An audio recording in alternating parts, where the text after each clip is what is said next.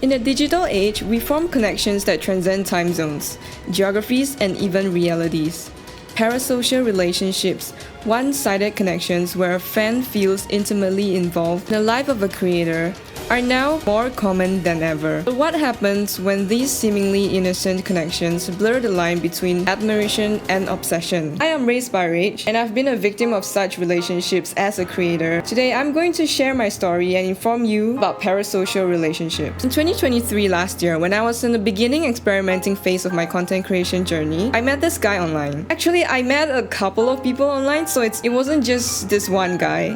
One day, I don't exactly remember what happened, but he lashed out at me in my little Patreon chat I have on Instagram and was saying things like, "Oh, I gave you so much money and spending so much time with you and I love you so much, but you still don't like me back," in all caps, and I was completely dumbfounded. And here's the thing, right? Last year I shoved the fact that I was aromantic, asexual to pretty much everyone. So there was no fucking way this guy didn't know. So long story short, I forgot who blocked who, but it doesn't bother me anymore, so thank God. The term parasocial relationships were first coined in the 1950s to describe the one-sided bond between media personalities like TV hosts and their audiences.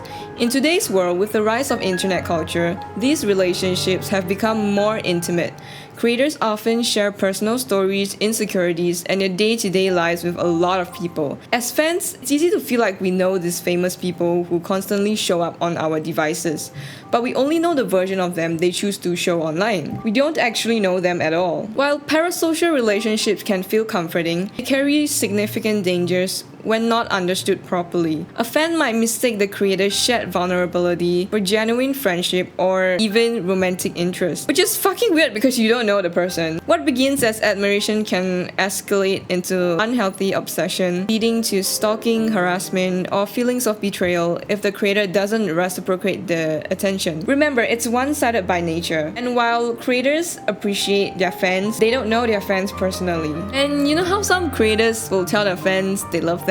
I know for a fact that's what I do because I know that a lot of you don't have a good support system, and a small love you can go a long way. But creators like me shouldn't be your only support system. You should be seeking support from other things like hobbies, books, movies, your friends, and other people. And so many creators out there end their videos or streams by saying I love you to their fans. It's a way to express gratitude, appreciation, and connection. But here's the thing, it's not romantic. These words are meant platonically, as we love you guys. But the bond is real in many senses. It's not personal in the same way of friends or partners might be. Boundaries are essential for healthy relationships, including parasocial ones. Creators like me have to protect our personal lives, and fans should respect these boundaries. This means not demanding personal details, invading privacy, or assuming entitlement to our time. Well, unless you join my Patreon, then according to the benefits of the tier you join on the Patreon, you are entitled to certain things, but that also varies from creator to creator, and a lot of creators don't even do this Patreon thing, so it's crucial to recognize the limits of our interaction. While us creators often invite you to our world, we're still entitled to privacy and space, which is why I think in some sense what Chapel Roan said is right. Although I don't think it's that big of a deal if you want to go up to a creator you recognize in real life and you want to tell them hi and ask for a picture, but then again it varies from creator to creator, so you have to ask first. Ultimately, healthy admiration should never turn into entitlement, and as fans, it's your responsibility to know where the line is. So how do you know if you've crossed the line? If you ever find yourself feeling jealous, possessive, or expecting more from a creator than they can give, it's time to reassess. Do you find yourself getting upset when a creator doesn't respond to your message or shout you out? That's a red flag. If you feel emotionally drained or overly invested in a creator's life, it's really important to take a step back. For creators, managing parasocial relationships can be draining. It's essential to protect our mental health. Setting clear boundaries with our audience, whether it's through the content we share or how much personal information we reveal, can go a long way. Don't be afraid to remind fans that while you appreciate their support, your relationship with them is different from that of a friend or a partner's. For fans, it's important to recognize that your relationship with a creator is not friendship. Admire their work, enjoy their content, but understand that their persona is curated. They're real people interfere with personal life that you aren't a part of. Keep your expectations in check and avoid projecting personal feelings onto them.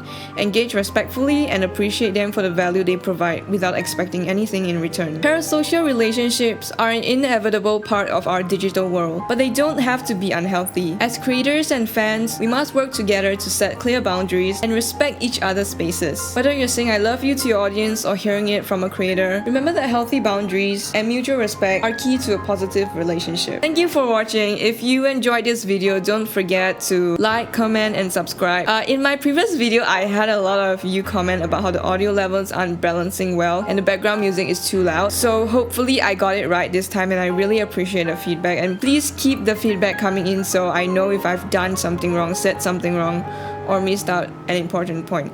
Otherwise, I will see you guys in the next video.